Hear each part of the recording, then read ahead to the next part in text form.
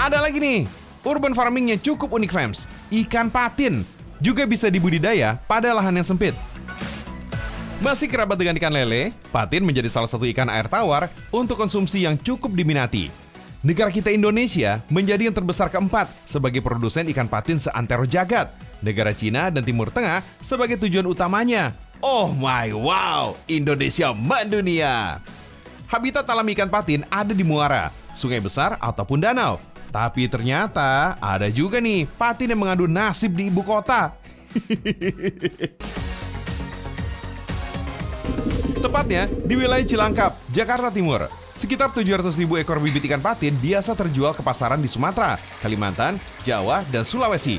Rata-rata hampir 3 juta bibit ikan patin bisa lepas ke pasaran tiap bulannya. Untuk harga satu ekor bibit patin ukuran siap jual berkisar antara 75 sampai 200-an rupiah per ekornya. Tuh, kebayang dong berapa cuan yang didapat dari budidaya berkonsep urban farming di tengah kota seperti ini. Jadi nggak usah minder fams, kalau punya lahan di tengah kota yang sempit. Usaha ikan dari bibit bisa juga loh jadi duit. Udah sejak tahun 1980-an, usaha budidaya ikan patin di timur kota Jakarta mulai berjalan secara keluarga. Seiring tingginya permintaan, sejak tahun 2005, Pufan Patin dirintis sebagai tempat budidaya bibit ikan patin. Pada 2009, pemesanan bibit ikan patin mulai menjangkau keluar pulau se-Indonesia. Kota Banjarmasin sebagai pasar terbesar ini fams. Ikan patin yang dibudidaya di sini dibudidaya pada beberapa tempat yang berbeda. Kolam semen untuk indukan, kolam fiber, dan akuarium jadi tempat anakan. Selain kondisi dan kebersihan air, cuaca atau iklim sangat mempengaruhi budidaya ikan patin. Biasanya nih fams, patin mampu hidup optimal di suhu antara 28 sampai 30 derajat Celcius. Tantangannya sih yang paling besar tuh pasti air ya, karena kan ikan ini hidupnya di air kan.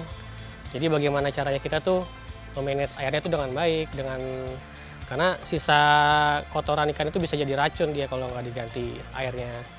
Jadi paling kita setiap hari kita kuras airnya, terus kita ganti airnya dengan air yang udah siap. Fams, akuarium yang udah terlihat keruh akibat sisa pakan dan kotoran patin emang harus rutin dikuras supaya kandungan amoniak pada air gak bikin bibit patin sakit apalagi mati.